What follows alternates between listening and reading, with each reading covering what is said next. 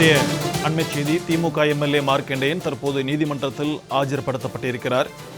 தமிழக முதல்வர் விஜய் குறித்து அவதூறு கருத்துக்களை பரப்பிய மார்க்கண்டேயன் கைது செய்யப்பட்டு நீதிமன்ற காவலில் வைக்கப்பட்டுள்ள சூழலில் தற்போது நீதிமன்றத்தில் அவர் ஆஜர்படுத்தப்பட்டிருக்கிறார்.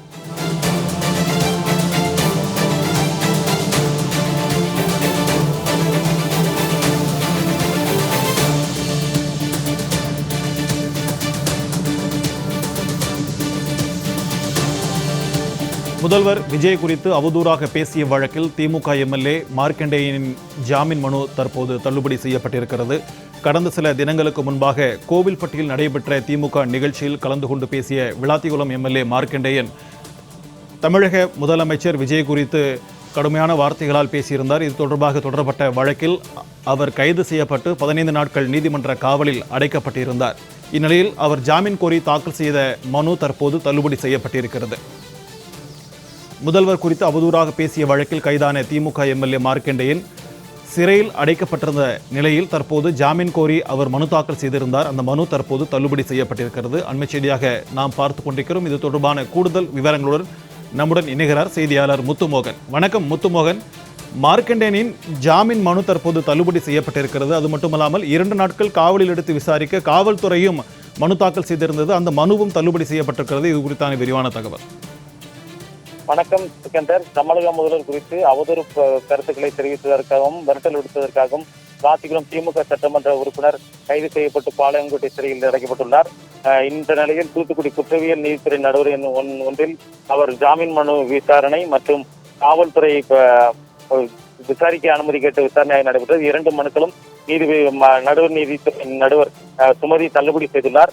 இந்த நிலையில் காவல்துறை அழைத்து செல்லும் போது இந்த தான் சிறையில் நன்றாக இருப்பதாகவும் புத்தகங்கள் படிப்பதாகவும் நான் வெளியே வரும்போது இந்த ஆட்சி இருக்காது என்று மார்க்கண்டேயன் கூறியுள்ள சம்பவம் பெரும் பரபரப்பை ஏற்படுத்தியுள்ளது. தூத்துக்குடி மாவட்டம் கோவில்பட்டியில் கடந்த சில தினங்களுக்கு முன்பு நடந்த பொதுக்கூட்டத்தில் தமிழக முதல்வர் குறித்து அவதூறு கருத்துக்களையும் மேலும் தமிழக முதல்வருக்கு மிரட்டல் விடுக்கும் வகையிலும் விளாத்திகுளம் திமுக சட்டமன்ற உறுப்பினர் மார்க்கண்டேயன் பேசியிருந்தார். இதைத் தொடர்ந்து தூத்துக்குடி மாவட்ட குற்றப்பிரிவு காவல்துறை சார்பில் 3 பிரிவின் கீழ் வழக்கு பதிவு செய்யப்பட்டு அவரை கடந்த 20ஆம் தேதி காவல்துறையினர் அதிகாலையில் விளாத்திகுளத்தில் வைத்து கைது செய்து பின்னர் நீதிமன்றத்தில் தூத்துக்குடி குற்றவியல் நீதித்துறை நடுவர் நீதிமன்றம் எண் 1இல் நீதிபதி சுமதி முன்னிலையில் ஆஜர்படுத்தி விசாரணை நடைபெற்று பின்னர் அவர் பாளையங்கோட்டை மத்திய சிறையில் கைது செய்யப்பட்டு அடைக்கப்பட்டார். 15 நாட்கள் நீதிமன்ற காவல் அவருக்கு விதிக்கப்பட்டிருந்தது ஆகஸ்ட் 3ஆம் தேதி வரை. இந்த நிலையில் மார்க்கண்டேயன் தரப்பு வழக்கு சார்பில் இன்று ஜாமீன் மனு கேட்டு தூத்துக்குடி குற்றவியல் நீதித்துறை நடுவர் நீதிமன்றம் எண் 1இல் மனு தாக்கல் செய்யப்பட்டிருந்தது.